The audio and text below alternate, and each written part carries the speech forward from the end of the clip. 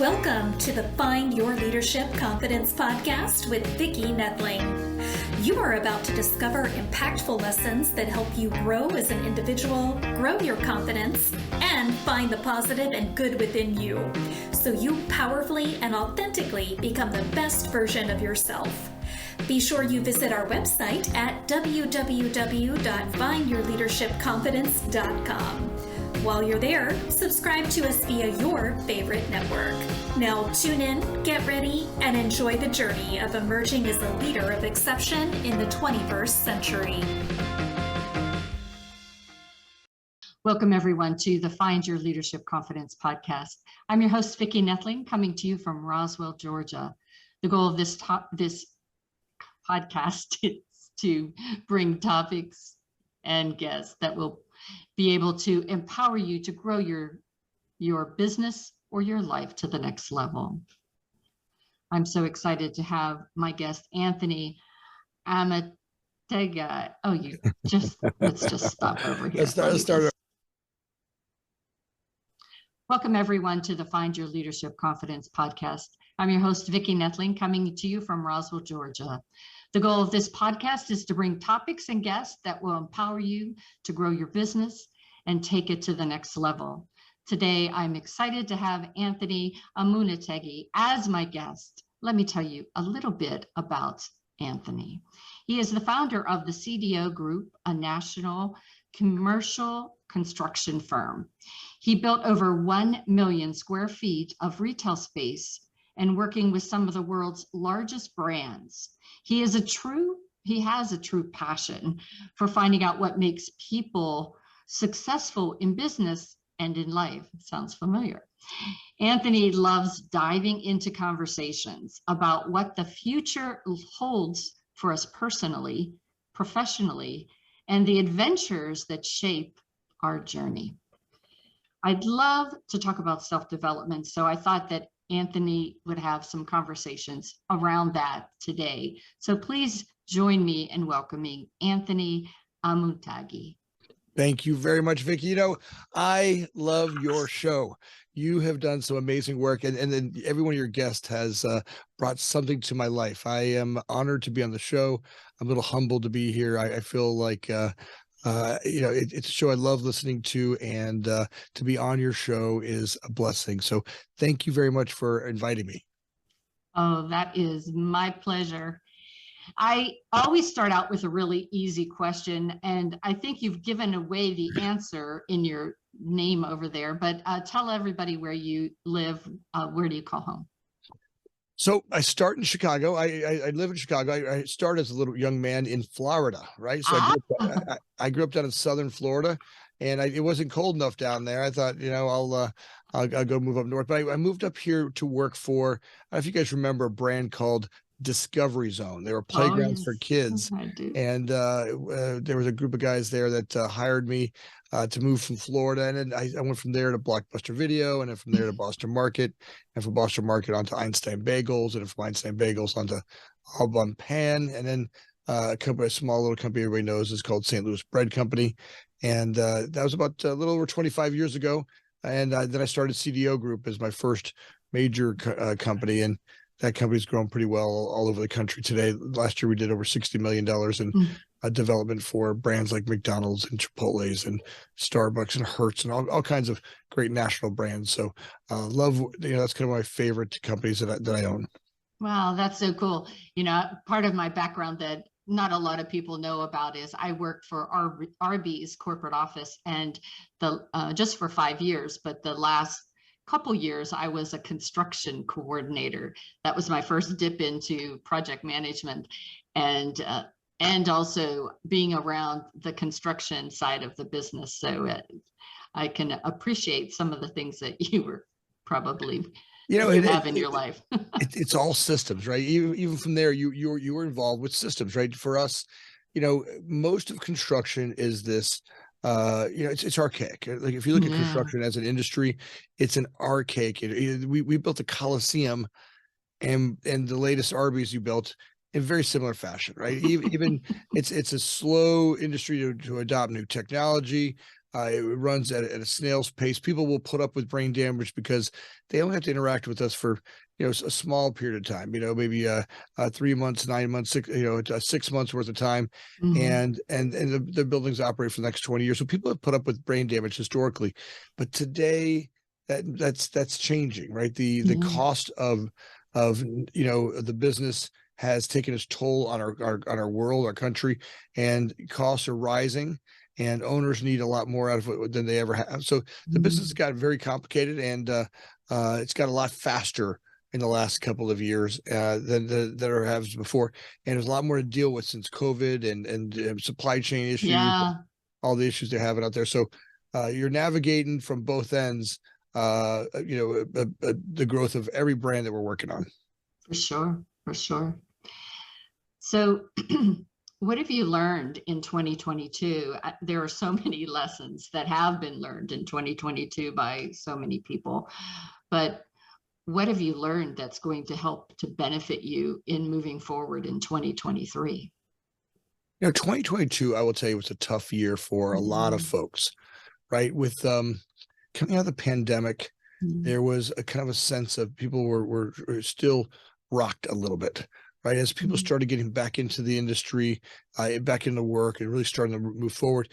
We in construction actually never stopped, right? Yeah. All through the pandemic, we were building, straight through the pandemic, right? We did a lot of development through there, and we figured out social distancing. We figured out how to do things. What we, it used to be how many people you can get on a job site at the same time. What we figured out was how we could get how many people we can get on the job site throughout a day, right? So we Mhm. started working longer hours. Construction job sites, some of them went 24 hours a day, and you just had different people doing different parts of it. And today, with the technology we use, you can manage projects so much smarter than ever before. And in fact, what's coming down the pipeline will promise that learning during COVID is really going to project us into a much faster construction schedules than ever before, and you'll see buildings going up at a much rocketed spaces compared to where they were in the past. But still, as of right now, that's the dream to come. Right Mhm. now, there are still some very archaic behaviors that are in the industry, and you can see them starting to move up quickly. So 2023 really showed us that the advent of digital transformation from through the things like self-driving cars, Mhm. lidar really changed the construction world, right? What happened was it gave the ability for the digital world to represent itself in the physical world, and the physical world to represent itself in the digital world, where it could measure where things were from, and you could take a set of blueprints. Today, guys can on job sites wear HoloLenses and see exactly where a wall needs to go in 3 dimension, right? Nice. And that's the start of what's going to be the metaverse, a start of where the world's going to really start to go in this 3D dimension, a start to be able to go to a place where AI is going to take over a majority of construction. And so those basic building blocks are just now getting started. And those people that want to, that stand in awareness, we're going to talk about personal development and how important it is today to be clear-minded. If you want to really grow, it's never been more abundant to Yeah. grow. Our chances are really, our opportunities are huge. Just the question is, are we ready? Yeah. And, as you were speaking, immediately I went in that direction and as my background as a project manager for UPS, I had really exposure to how artificial intelligence can help you. That personal development, that onus. I think I just today I was listening to Darren Hardy, and he was talking about the artificial intelligence, and rather than being afraid of it, rather than hesitating to or embracing it, those that do will be the leaders going forward. And so it's exciting to me how you can use that in the construction piece and be able to really cut time, because in construction, time is so much money. Um, It's such a mess. If you really look at construction, and mhm. I'll give you a little bit of this on the mess of construction. It's archaic. right? If you let's just play a game. Let's play a game that we're going to build a $400,000 sandwich shop. We'll call it Vicki and Anthony's Sub Shop. Right? You and I want to build this beautiful little sub shop, and we got a dream of making the best subs in Georgia. Right? Yeah. We're going to build these amazing subs, and we're going to do this. We have this great idea, and we decide, Vicki, you and I go, hey, we need to find an architect. Let's find an architect to get ourselves a set of plans. So we start with finding an architect. And then we want to negotiate to get a good price. And they say, well, it's going to be $20,000 to get a set of plans. And you're like, well, we're kind of broke. We're trying to do this on a budget. You think you do it for $15,000? The guy goes, right? And they say yes. And there's where the problem starts. Like literally, in negotiating the blueprints of a job is where the entire process of problem starts. Like it starts with not spending the time up front to do the research, the homework, to really dig into what it takes to build Vicki and Anthony's sub shop, right? So architects then go, well, I need to cut some corners to do this plan at $15,000. Right now, that set of plans enters into the permitting stage. It takes them longer to do permitting. That same set of plans goes out to bid. You and I decide we want to have 5 different contractors go bid it for us. Arby's was great at that, right? We'll have 5 contractors bid it, right? And then we'll get the numbers back and we'll find the best price. Now the problem with that is what? It's best price doesn't mean the best build. Doesn't best, and in fact, it never does. It never means the best. Never does. Because so now there's 20 different subs on there, right? Electrician, plumber, HVAC, carpenters, tile guys, right? There's a ceiling people, the signage people. We have 20 different line items, and each contractor goes to 2 or 3 different subs per line item. Let's say there's 20 of them. Now you got 60 people per contractor. That's 300 subs bidding for one project. Let's say it costs each one of those subs. Let's say it costs them $1,000. My judgment is it costs them a lot more than that, but let's just use $1,000. That's 300 grand that gets sucked out of the industry before anybody gets awarded a project. Now it's 315,000 because we also paid the architect. Right now we got $315,000 of spend in the industry before anybody got awarded the project. Now, Vicki, you got your 2 contractors say, well, we can do it for $10. And my 3 contractors, one come back and says, oh, I can do it for $9. And you have one that says I can do it for $8. And I have another one that says I can do it for $7. And someone comes and says I can do it for $6. And someone's lying. Either the $10 guy's lying or the $6 guy's lying. Right? Somewhere in there. But you and I want to save money because we want to find that. So we hire the $6 guy, $6 contractor. Now we've got bad plans. Right? And we took forever to get through permitting. Now, sometimes you and I may be paying rent on a space before we even started construction, right? We start to think, what does that cost us, right? What does it cost us and the cost of doing that? So we start to look at the development of that and the brain damage of that. And remember, we took $300,000 out of the business. So out of the subs who won the project, there were 4 other subs groups that lost it, and all that money gets lost. Talk about environmental waste. And the business is designed to what we think we're getting, we're not. And ultimately, there's where the business suffers, right? And ultimately the projects are. So we're heading into a whole other age where that will all go away, right? The whole suffering of that's going to go away. And artificial intelligence will work a lot like Uber does. And the marketplace will really be a place where artificial intelligence will design buildings. It'll be able to pick from materials from around the world. It'll understand supply chain availability and be able to deliver to job sites in a much smarter way than ever before.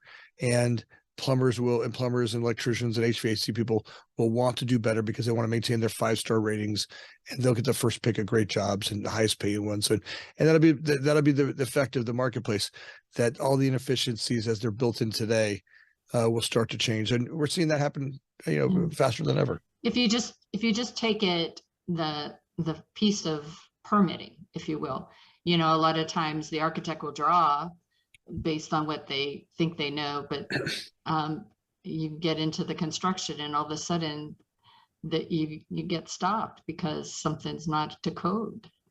And that artificial intelligence can help you know what are the codes, what are the things, the limitations. Instantaneously. Imagine being able to do a set of drawings. So imagine, watch how fast we can make this go, right? So let's say you and I decide we want to build 100 Vicki and Anthony sub shops in tens of seconds. it'll be able to go to the marketplace and find the best real estate locations for us based on demographic modeling, and that are not just like the old days when I sat out there with a clicker, clicking cars come by. It'll be able to give you 10,000 bits of information about every site location, where people live, what kind of people live in the marketplace, what do they currently buy, what kind of stuff are they, which way, where do they work, which way they go home, what time does the traffic move. The stuff that we'll be able to get on each piece of real estate will make it so much smarter for us to pick locations in the future. It's getting, I interviewed a guy the other day for Site Zeus, and they're doing some amazing stuff on demographic modeling, right? The amount of data they can pick on each location becomes dramatically different, right? Understanding your marketplace, the trade route, the way people travel, how they get in and out of that shopping center. The algorithms are so much smarter than ever before. At the same time, all the plans will be done in digital format, so that AI will be able to look through a database of plans for that place and site adapt our Vicki and Anthony's sub shop to the space, and be able to give you budgets in a second. At the same time, be able to look at layout, the most efficient layouts, and material selection, supply chain availability at the same time. Be able to pick materials and stuff, and be able to go back to raw material platforms and be able to look at, all right, hey, where are we getting the paint from? How many HVAC units do we need? As we roll this thing out, what's our scheduling going to be, so we know that we can maximize our schedule and our lease value. And then at the same time, it'll take it all the way through to the end, where we'll build them out, find the right subs and contractors. But even more important than that, we'll be able to communicate to everybody in that marketplace much more efficient. In the past, most of us had to, if we wanted to market to let's say 3 to 5% of the marketplace that bought our subs, or you had to market to 100% of the people. Well, today, because of social media and demographic modeling, I can go to us, the 3 to 5% of the people that are our target audience, and we can work on those much smarter than ever before. Your ideal market. Right, we can really look at our ideal market, right? And we can start to break down trade. We can start to break down, times. If we decide we want to do a breakfast sandwich, say you and I have an amazing bagel breakfast sandwich, right? We could hit the breakfast group on their way to work, in the line of traffic, with specials and and offers and opportunities for them to buy. And we'll be able to remember our customers and their data and be able to communicate to them. Let's say that we have a morning yoga group that loves to meet and have coffee, or a senior citizens group that sits around and has a senior special, right? You ever see those guys sitting in sandwich shops that are, or McDonald's, are having breakfast? We can communicate to them in a much different format. Same with the lunch group and catering. We'll be able to find ways to communicate to those office groups and the people. And in fact, AI will be so good at it, it'll be able to plant these ideas into your head, and it'll make it look like feel like it's your own. Right, it'll be able to market to us. In fact, that's gonna be the scary part, right? When AI knows me better than I know myself. Right, when I start to look at the data that they'll be able to get to me and where they communicate with me, and then be able to look at the after school lunch, right? After school meals, right? People just getting out of school, and be able to look at a dinner group and look at that, and be able to specialize our communication to each one of those groups in a much smarter way than we ever have before. Now, some people can get scared by that, right? You can get really scared, like, oh my God, I don't want to be controlled that way. But the truth is, life will get so much more abundant, so much faster. It's hard to see that from where we stand today.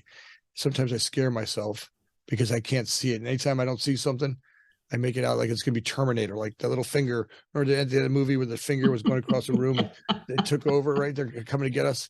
When I get scared, I make the world scary. And I check out. To me, it's exciting, and and I think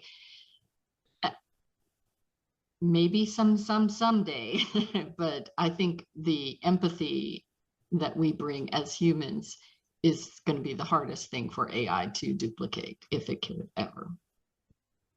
I think that's ultimately that's something that we have to get great at, right? It's continuous as we evolve through this.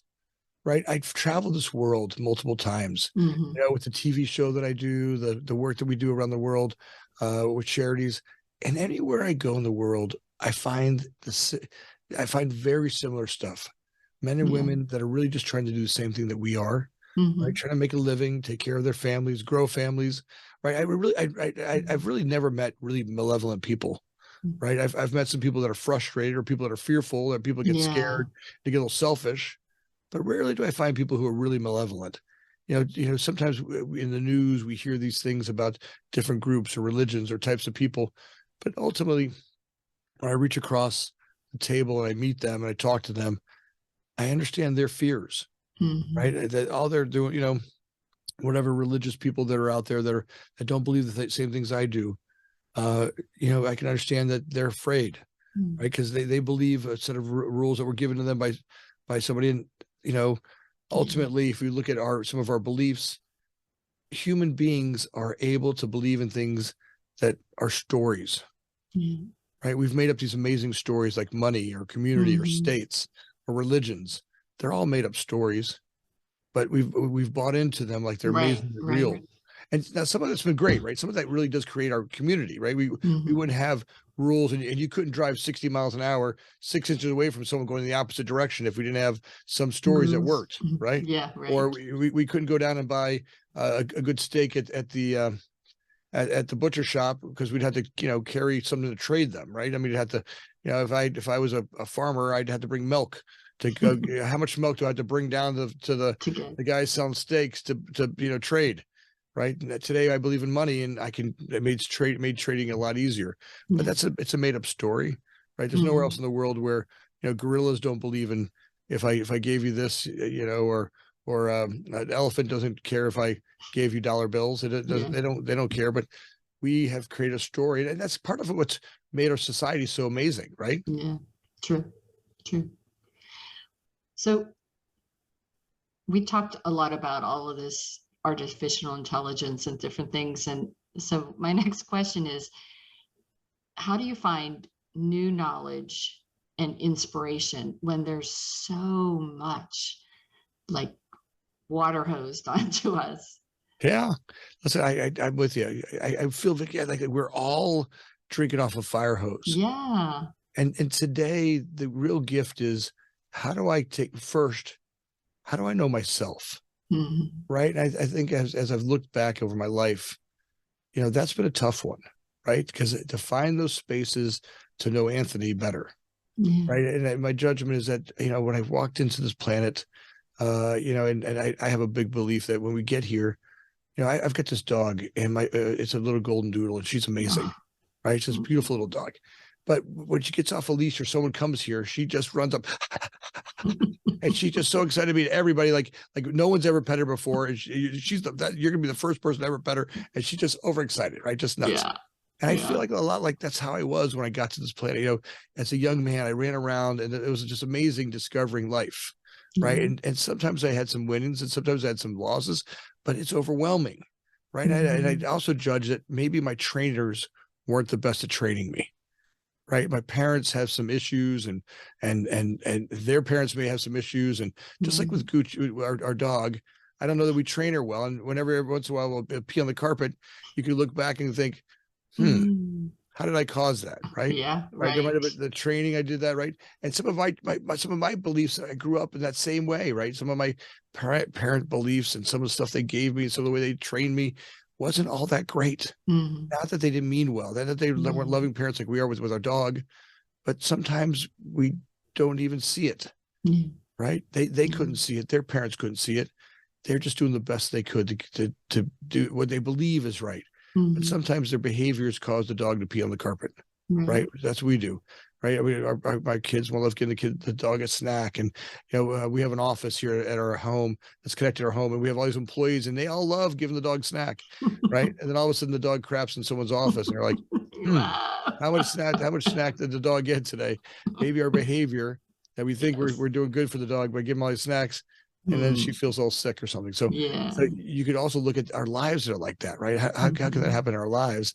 And, some of the upbringing we got, hey, the way that we eat, the way that we sleep, the way that we train, the way that we work, our self-esteem issues, there's some work to do on all of those. And, a lot of us carry what I call the Santa bag, right? You ever visualize Santa Claus? Right? What does Santa carry with him? You got the big red sack on the back. The big red bag, right? And I feel like that sack, I've carried that sack for a lot of part of my life. And inside of that bag, it's the bag that wears me down, right? If I really look at it, but why do I walk around? Why am I tired all the time?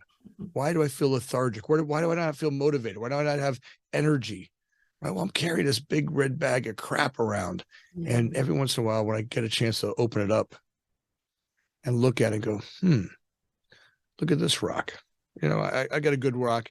One of my favorite rocks I had as a kid was, well, you'd be frustrated too if you grew up in a poor neighborhood like I did, right? I was a little brown kid that grew up in a very poor neighborhood. And it was, my mother worked at Denny's, right? We were dirt poor, right? And I had this story about, but she would send me to these private schools, and all those kids had new pants, and she was a seamstress at night, and she would sew. Every once in a while, I'd wake up in the morning and I'd find her asleep at her sewing machine, and I'd had to make my own lunch, right? And look, I'm a little 5 or 6 year old kid making his lunch, right? And I would bring lunch to school, and I remember one teacher, she was like, "Wow, do you want me to make lunch for you?" And I was like, "Yeah." And she did, and I carried that as a story, right? Like my life was messed up because of that. But later on in life, when I got to turn back around and look at that rock a little bit, and said, "Man, maybe there's a different gift in it." Because I remember when I was 18 years old, and she paid her last $25 payment. She paid every single month for my school since I was a little kid going to elementary school. She paid every single month. She made a contribution she paid off that school. If I look back and think, man, this little woman who worked at Denny's, who sewed zippers on pants for $1, who worked all night long and sometimes fell asleep at her sewing machine, then maybe I come from a line of people who did amazing things to give me what I have today. That maybe I could see that as a gift. And days when I'm tired and I feel like I want to, maybe if I turn that story around, it might be a gift. Or a father who died young because he was a gangster, right? And there was a lot of shame I had growing up and pain I carried. One of the rocks I had in that bag was the story about my dad, right? About him and the stuff that he went through and the life that he lived. And every once in a while, somewhere I got to open that rock up and look at it and go, maybe that's all you knew. Maybe if I have some grace for others in my life, right? I went through some real tough time as a kid, and I ended up in a drug rehab. And at that drug rehab, I realized I was in the same place my father had been 20 years to the month. Oh, geez. Right. And in that rehab, I got to read his records and all the things he went through. Right. And back then, there was some definite drug issues and alcohol issues in his life. Right. That's something we pass on from parents. It's hereditary. And to look back and go, man, this guy who fought to create a future, pay for our bills, right? Maybe he was a gangster, maybe he did things illegally, but maybe that's all he knew. Like just maybe the gift is looking at it going, that's what he knew. That's what his parents taught him. And that's how he grew up. Not that it was right or that he's an SOB about it, but maybe if I have some grace, that maybe that's what he knew at the time. Because remember, every man I've ever met in my planet is always doing the same thing. They just want better for their family. And not all of us have the right means and methods to get there. And there's some we learn along the way, right? But as we have grace for each other, maybe that's the gift that, when we see someone that's struggling or doing things that might be easier way of doing it, having grace for them as they go through that. And as we look at those rocks, right? As I started to look at, all right, as I looked inside that bag and I realized the life I was living was a culmination of all the stories that I carried about myself. That all I had to do was start to look at that inventory. Right? As I started to look at that inventory, I start going, all right, what's working, what's not working? Right? How am I living? Right? How are the behaviors that I'm living causing the life that I live? How could I be responsible for everything I have in my life? My intended actions, but also my unintended actions, right, Vicki? I mean, right, when I start to look at how can I be living, and the life that I'm living is causing everything that's happening. Yeah. That's a tough one, right? Because for a lot of us, we're taught to check out, have a cocktail, smoke a cigarette, watch TV, eat, have cookies and milk, right? And for me, I have lots of ways of checking out in this abundant society that we live in, right? I have these behaviors that check me out. Now, I don't know that my mother ever taught me how to be uncomfortable. Not that she was a bad woman in any way, but she wanted me not to hurt. Yeah. Right? Maybe there's a gift in being a little bit uncomfortable. Yeah. Right. And by the way, it's going to get really uncomfortable as life changes. Like maybe it's okay to be in that spot where I can be a little uncomfortable. I can realize that there's a gift in it. right? And so as I start to look at that bag and I do that inventory, I can start to look at the character defects. All right, what are my character defects that are getting in my way? All right, maybe if I want to be a great business leader, I can't show up and cuss like a sailor in the middle of a business meeting. Maybe that was one level of being a business owner, right? Or how about take people out drinking and get drunk with them and do inappropriate behaviors?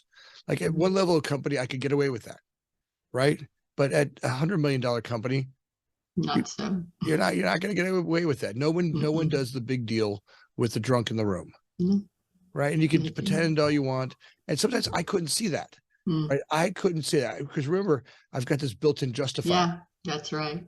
Right. And I needed business coaches like you to come in and guide me and go, hey, Anthony, that's not going to work.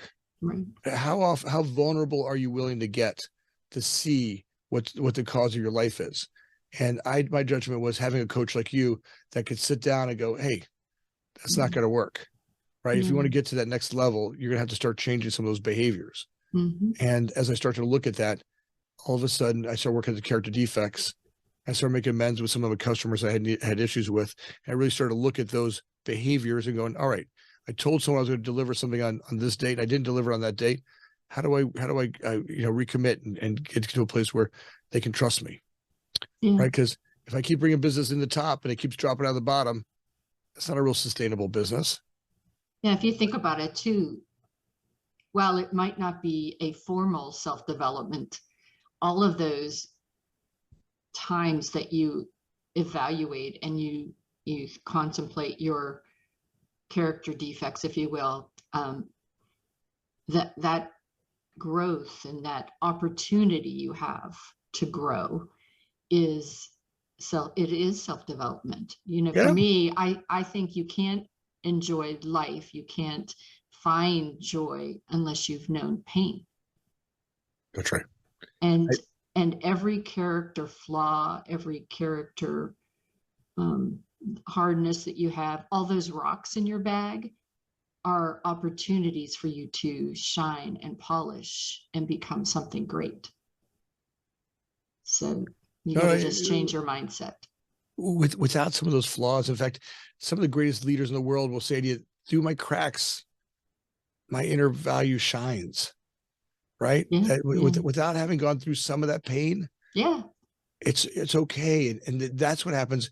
We came to this kind of righteous Christian background in our country, where it was a very Puritan background. And we tried to BS our way through that somehow or another you could be white as snow.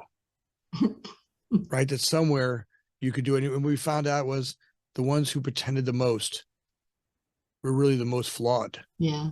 Right. That being a human, especially in a time right now like it is today, that we're growing so fast. Right. If we look back over time and how fast they used to grow compared to what we're doing today, you could justify that. Let's say maybe no cars to cars was 1x. Right. I mean, like, you could say the early late 1800s when cars, right. You could say that was 1x. You could go no TVs and no radios to radios, 1x, no TVs to TVs, 1x. Computers, maybe it's 10x, right? In the 80s when computers come in, it's 10x. Right. Today we're at 15 or 20x, right? The computers, right? What's about to happen with artificial intelligence and the boost that's about to happen, it'll be 10,000x. Now, those of us that can stay, conscious, right? The gift that we want to have right now is having our people stay as conscious as possible. A lot of us get all frustrated with our kids and go, oh my God, how could they be playing video games and their time they're checking out and all this social media? I have a different judgment that the truth is all that stuff right now is training them. Yeah. Training their brains to think faster, right? Way faster than we ever did. My kids can scroll through 20 things at a time and I'll be a blur how fast they can go through stuff. They go from a TikTok to an Instagram to a YouTube thing, and they can bounce around so fast.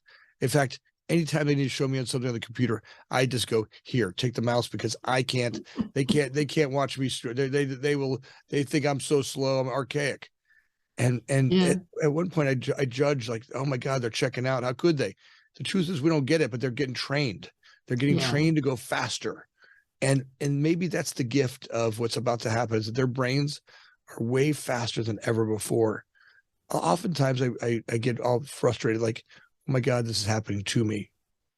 What if it's all happening for me? Yeah. Right? What if it's all a gift Yeah. for us? My grandsons are 3 and 7. And, and I have 2 daughters that are in their 30s. And I remember trying to teach my mom how to use a computer in her 60s. And my grandson at 3 picks it up in minutes. And yet it took me weeks and weeks to get my mom to understand how to turn on and off the computer. So I agree with you that it is a training period. I think that we as adults, though, need to teach those kids and maybe some of ourselves how important it is, though, to have nothing happening and be okay with it. That's one of the things that I have to work with my grandkids all the time is it's okay to not have anything on the calendar, anything to do for a half an hour, but sit and look at the sky or the trees or enjoy a walk. It's a gift, right? If you able to find that spot where we can turn everything off. Mm-hmm. And maybe kids don't get that chance ever anymore. Mm-hmm. Right? Because if you ever notice that when uncomfortable, first thing that happens is go to the phone. Mm-hmm. Right? Go to. There's never a time when there's a settled nothing going on. I took my kids and my family around the world for 35 days, and I took their phones. Nice. I tell you, we went to 5 continents, 8 countries, and in that 35 days without their phones, it was amazing. Right now, as much as their phones create some communication with others, right? Without their phones, we got to communicate together. Mm-hmm. Now, I'm not going to tell you that every day was perfect. Right? You travel around the world with your family, and there'll be times when people are tired, and things will happen. Yeah, I've been there. But it was amazing to spend time with them as they went through, to really see them and have them seen, right? To really see them for who they are. Mm-hmm. Right. And it was great for me to be in the same spot with them, to watch them, to see them, to kind of just really dote on them. Because ultimately, just like all of us, all we ever want to do is be seen. Yeah. I just wanted someone to notice me. I wanted people to really see me. Right, for sure. Well, it is time for us to get into the rapid fire. And I have 3 or 4. No, I guess I got 3 or 4. So what's the biggest surprise that you've had in the last few months? Sometimes I realize I jump back in the fire. Right. As a leader, sometimes I love to pull the S out of my chest and be significant. Right. And I jump into fire and I start working on things where, I want to show people how good I am at something. And when I jump into it, I kind of check out of what I need to do is really grow companies. Right. That when I jump in to do the work, not that I'm not great at it. Right. But my job is to do the uncomfortable stuff for me, which is look at the finances, look at the future, really create ideas and presence and guidance for where company needs to go in the future. At the end, like when it comes to construction, I know the business in and out because I grew up doing it. Where I need to look today is if I want to be that $100 million company, what are the people, the staff, the techniques, the design that I need to do to run that? So I would say that's the biggest gift over the last few months that I've been working on. That sounds awesome.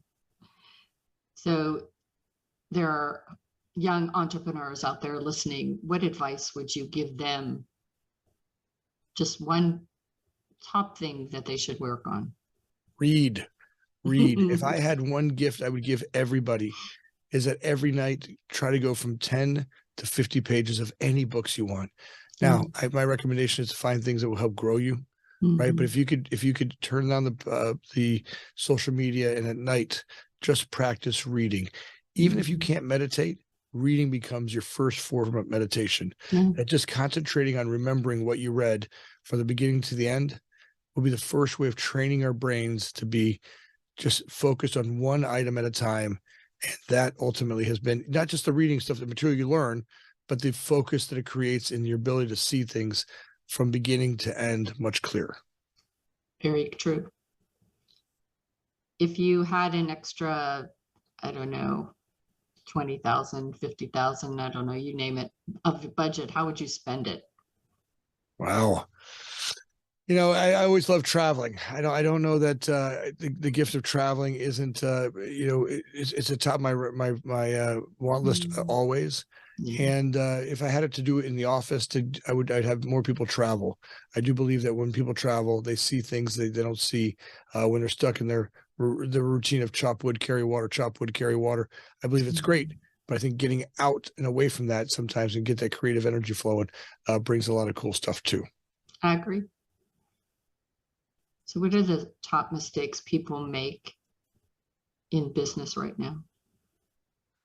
There's a bunch of those, right? I think, look, and I always say it from my own experience, right? The gift of being around for a little bit is remembering, look, as a business leader, your one primary goal is to keep it alive. Yeah. Like no matter what you're doing is keep it alive. Sometimes people get caught up in HR manuals and things that they need to do and this thing and that thing. And at the end of the day, keeping your business alive is key. And the thing, a lot of times we focus on all kinds of things that we think we need. Somebody tells me to do, we compare to others. And the truth is you want to keep your business alive to run another day. Yes. And what are the behaviors you can do to keep your business alive every day? So what's next big thing on your journey? Right now I'm learning to fly. I just took up flying airplanes. So I've been taking courses about that and getting ready to take my private pilot's license. So I'm really excited about that one. Yeah, that's pretty cool. Yeah. Alrighty, so it is time now for me to share my screen. Those of you that have just been listening in, you want to go and grab a paper and pencil. I'll give you a website that you can be able to check up on Anthony, and as well as his social media. All of this information will be available on my website and YouTube, and you should be subscribing to my YouTube channel if you've not done so yet. All right, his website is cdogroup.com. That's C like Charlie, D like David, O like Oscar group.com. Again, cdogroup.com. He's on Facebook at Amunategui.3. Again, just look for Anthony's name in Facebook as well as Instagram. He's Future Factory Podcast. Again, we didn't talk about the name of his podcast, but Future Factory Podcast on Instagram. At LinkedIn, you can find him again by his name, and Twitter is Future Factory FF. And you have here that you want to send the audience to resonaterecordings.com. Want to talk about that for a minute? Sure. Resonate's got a platform where we host. It actually lists all of the RSS feeds for us. We got it on every platform from YouTube, Instagram, all the Spotify, all the stuff, all the places that we broadcast from. So Resonate really does have a great holding for us. And whatever platform you like to listen to podcast in, you can hear our Future Factory podcast on just about every platform that's out there. Awesome. So check out Future Factory for his podcast. Again, go to cdogroup.com to learn more about him. It has been such a pleasure meeting you. And, I know we took self-development a whole different direction, but, I think that the understanding how self-development has changed and will continue to change. When I started way back in the 70s, I had my cassette tapes and then my 8-track tapes and then my, all those ways to learn languages as well as become a stronger leader and corporate employee. And now today, it was funny, you talked about AI. I was preparing for my summit that I have on March 15th, and I was doing Chat GPT and doing Canva and Thrivecart and using YouTube to tell me how to do stuff that I didn't know how to do. So you can teach an old dog new tricks too. It's coming. It's a lot easier to train us than ever before. Yeah. Yeah.